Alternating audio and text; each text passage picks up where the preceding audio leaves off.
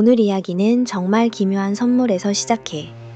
어떤 남자가 아내에게 번쩍이는 금팔찌를 선물했는데 그게 사실은 누군가의 피가 묻은 물건이었다면 넌 어떤 기분일 것 같아? 2020년 전라북도 전주시와 완주군 일대에서 일어난 일이야.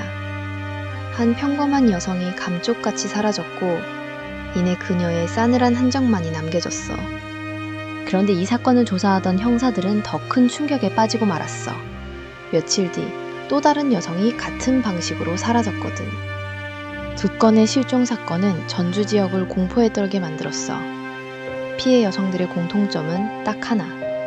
그 남자와 어떤 식으로든 접점이 있었다는 거야. 첫 번째 피해자는 다름 아닌 그 남자의 아내의 지인이었어. 자신의 차량 안에서 무참히 살해당했지. 그 남자는 피해 여성에게서 현금과 금팔찌를 빼앗은 뒤 시신을 하천 인근에 유기하는 끔찍한 일을 저질렀어. 그리고 더 소름 돋는 건 그 금팔찌를 자신의 아내에게 아무렇지 않게 선물했다는 사실이야. 마치 아무 일도 없었던 것처럼 말이지. 첫 번째 범행을 저지른 후 불과 며칠 뒤 그 남자는 또다시 먹잇감을 찾아 나섰어. 이번엔 랜덤 채팅 앱이었지. 랜덤 채팅 앱을 통해 만난 다른 지역 여성을 유인했고 또다시 자신의 차량 안에서 잔혹하게 살해했어. 두 번째 피해 여성의 시신은 과수원에 유기되었어. 짧은 시간 안에 2명의 무고한 생명이 그 남자에게 희생된 거야. 두 여성의 실종과 발견. 형사들은 연쇄 범행임을 직감했어. 범행 동기는 금품 강취와 성폭행으로 드러났지. 수사는 빠르게 진행됐어. 피해 여성들의 마지막 통화 기록과 그 남자가 몰던 차량의 이동 경로를 추적했지. 곳곳에 설치된 CCTV는 거짓말을 하지 않았어. 그 남자의 차량이 두 피해 여성이 사라진 시간과 장소에 있었다는 결정적인 증거가 확보됐지. 특히 첫 번째 피해 여성에게서 빼앗은 금팔찌는 결정적인 물증이 되었어.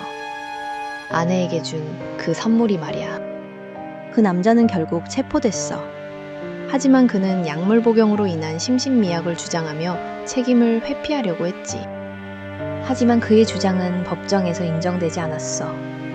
명백한 증거들 앞에서 그의 거짓말은 힘을 잃었지. 형사들은 그의 차량을 샅샅이 뒤졌어.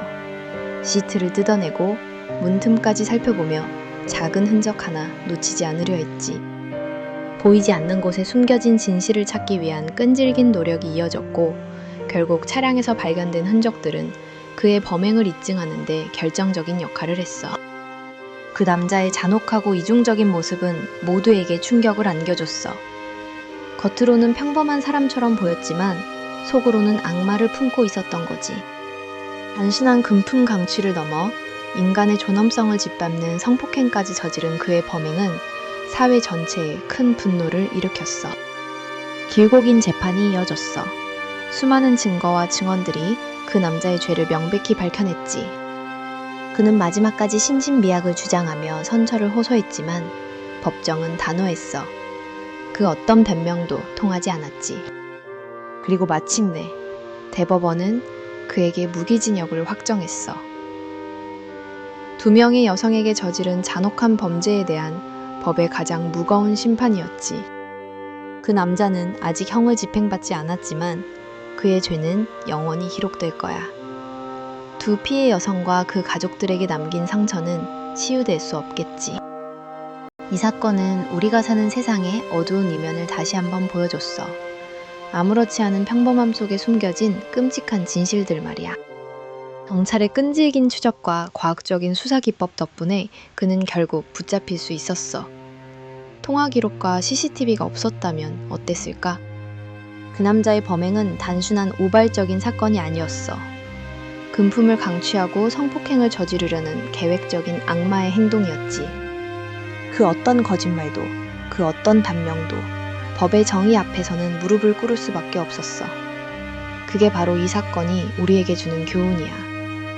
무기징역이라는 무거운 형량은 2번 다시 이런 끔찍한 일이 일어나지 않기를 바라는 사회의 염원이 담긴 판결이었지. 법은 결국 악을 심판했어. 오늘 이야기는 여기까지야.